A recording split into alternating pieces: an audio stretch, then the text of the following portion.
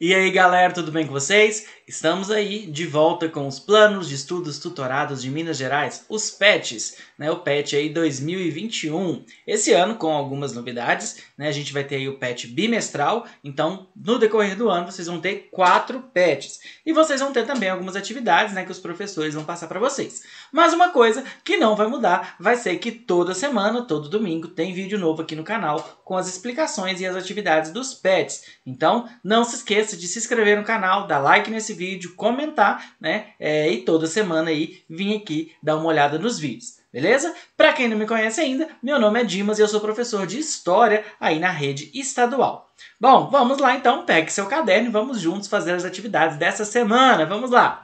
Pessoal, essa semana, né, o primeiro PET, ele vai relembrar alguns assuntos aí que vocês já viram. E o assunto principal aí que a gente vai falar é sobre a escravidão no Brasil, né? No início da colonização, a gente vai ter um processo de escravidão dos indígenas, né? Os povos indígenas aí do Brasil vão ser escravizados. No decorrer do tempo, essa mão de obra vai ser substituída pela escravidão dos africanos, né? Por diversos motivos, né? Então a gente tem aí a questão da Igreja Católica, né?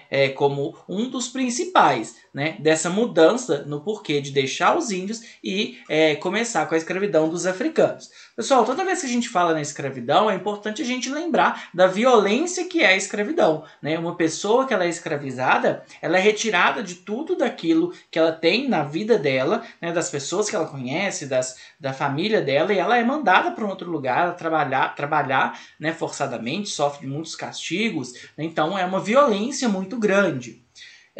A escravidão no Brasil, ela vai ser implementada aí no início do século XVI. Em 1535 chegou em Salvador o primeiro navio com os negros escravizados, né? Não foi o Brasil que começou com a escravidão, né? A escravidão dos africanos já existia, mas a gente vai ter aí no Brasil 353 anos de escravidão, né? A escravidão só vai acabar em 1888. E como eu já comentei com vocês, essa violência muito grande que é a escravidão. Bom, pessoal, na número 1, a gente tem um mapa, olha só. Observe um mapa abaixo que representa rotas do tráfico de escravizados para o Brasil. Então a gente tem aí a América do Sul, né, o Brasil, São Luís, Olinda, Salvador, Rio de Janeiro, e região da África, aí, né, Cabo Verde, São Jorge da Mina, Costa dos Escravos, Ilha de São Tomé, Luanda, Banguela, Moçambique, Cabo da Boa Esperança, Mombasa, né, e a gente tem as setinhas verdes demonstrando aí o tráfico de escravos, e separado aí entre sudaneses e bantus. E aí a gente tem a pergunta: o Brasil foi o país que mais recebeu pessoas escravizadas da África na América Latina. Milhões de africanos foram arrancados de seus continentes, o que acarretou a desorganização dessas sociedades, de suas tradições e seus laços familiares. A partir da análise do mapa, podemos observar que chegaram ao Brasil pessoas de diversas regiões da África, dentre as quais se destacaram os grupos.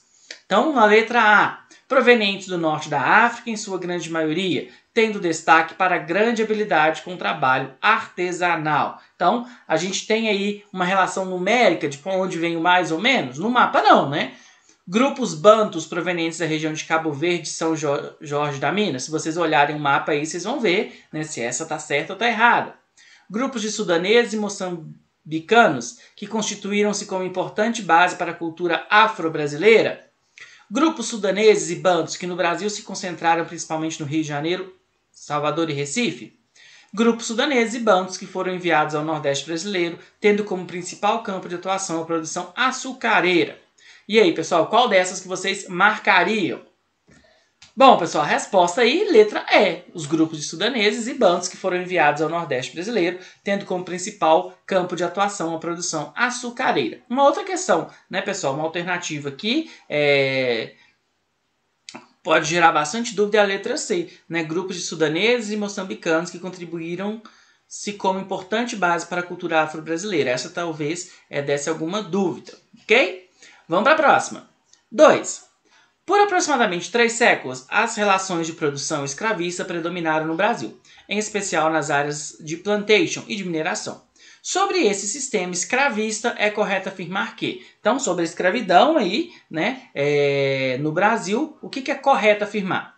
Impediu as negociações entre escravos e senhores, daí o grande número de fugas? Ou existiam essas negociações em certo nível?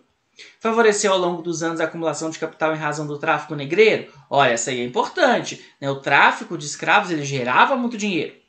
Possibilitou a cristianização dos escravos, fazendo desaparecer as culturas africanas? A cultura africana simplesmente desapareceu?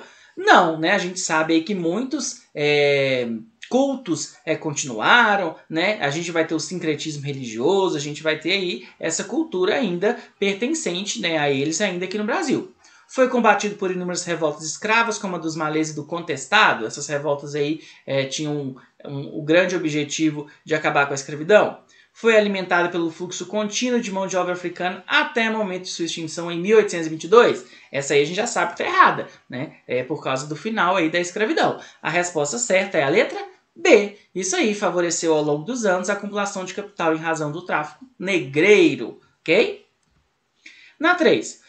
O escravizado no Brasil é geralmente representado como dócil, dominado pela força e submisso ao senhor. Porém, muitos historiadores mostram da resistência dos escravizados aos senhores.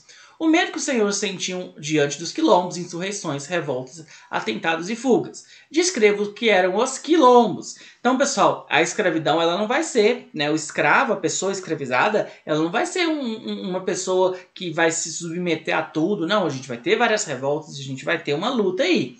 Né? E uma desse tipo de luta é o quilombo. Né? Os quilombos eram comunidades formadas por escravos fugidos das fazendas. Esses lugares se transformaram em centros de resistência dos escravos negros que escapavam do trabalho forçado no Brasil. Então esses aí eram o que a gente chama de quilombos.